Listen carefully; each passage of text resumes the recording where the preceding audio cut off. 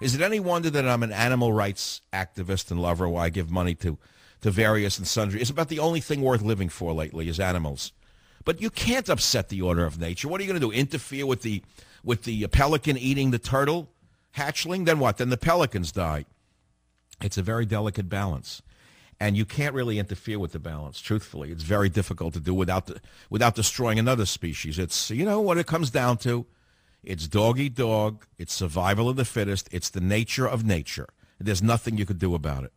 That doesn't mean that you have to go ahead with the wholesale slaughter or that you should be cruel to animals. That's a whole different story.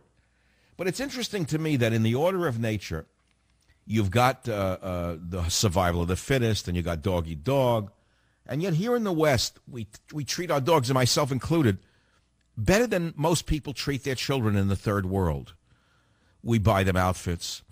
They have better medical care than a kid does in most third world countries, better diets, better food, exercise. They sleep in beds with us. How did that happen? I mean, you just think about this. What's become a norm to us, look at all the white girls in New York City, for example, walking with a dog and no children. Is that normal?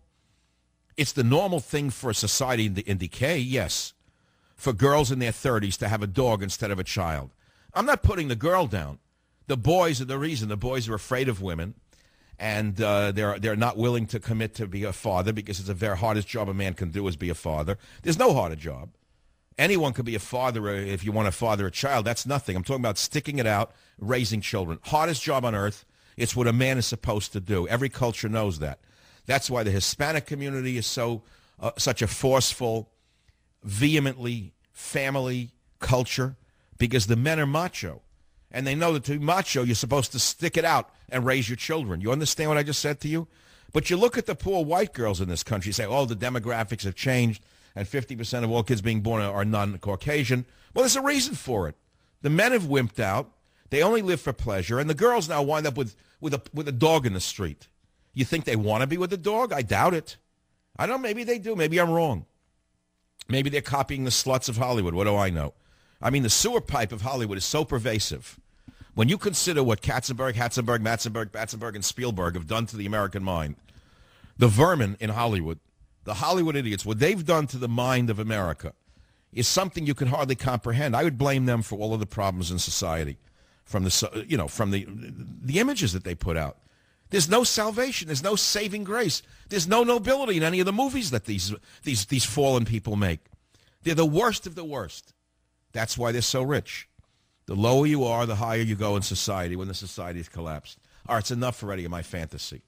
The next I know is the guy from the Financial Times will review the reviewer. Here we go. Mike, is it okay if I put some extender in my meatloaf?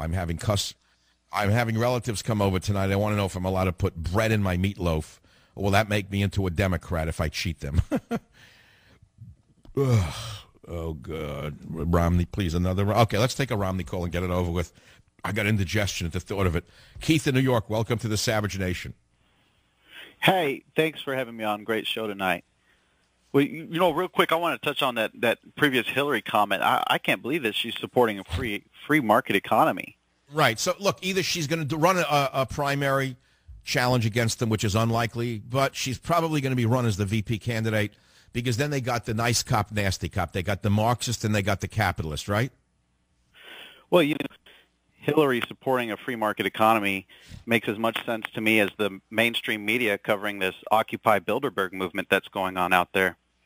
Yeah, or makes as much sense as anything.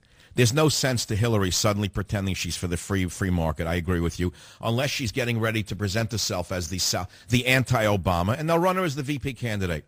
And then Biden could go to work, let's say, advertising antidepressant pills. He'd be very good. Actually, I used certain, let's say he does advertisements for manic depression pills, but Joe Biden, like lithium. He could go to work for the company that makes lithium, couldn't he? All right, I'm talking to myself already. Teddy, it's Friday. Let's pump it up a little, guys, a little rock and roll. 1-800-449-8255. No, that's too sweet already. That'll make me feel sad because you Yeah, all right, Danny Fisher. Paint your initials on my jeans, so everyone in town know we go around together. Dungaree doll. So when men idolized women, put women on a pedestal, look what it got them. You belong to me forever. Let me ask you something. Is it good to idolize a woman like we did in the 50s, where women were put on a pedestal? Because the women's movement said, don't you dare put me on a pedestal. So then the guy's, all right, I'll put you where you belong, okay? Symbol shot. No, you can't do that either. I mean, how should a man look at a woman? You idolize a woman, right? You come from a mother, and you put her up on a pedestal. Then the women said, no, you put me on a pedestal only to knock me off the pedestal. Remember the women's movement, how dramatic it changed the world when you think about it. Don't put me on a pedestal. Do put me on a pedestal. Don't knock me off the pedestal. I'll put me on a pedestal. My body, myself. I'll do what I want. I'll strip naked in the gutter. I'm a woman. I can roll in the gutter. I can roll in mud. I'm a woman. I can do what I want. It's my body, myself. Yeah, right. So you're walking with a dog in the street. That's all. Your grandmother was more of a woman.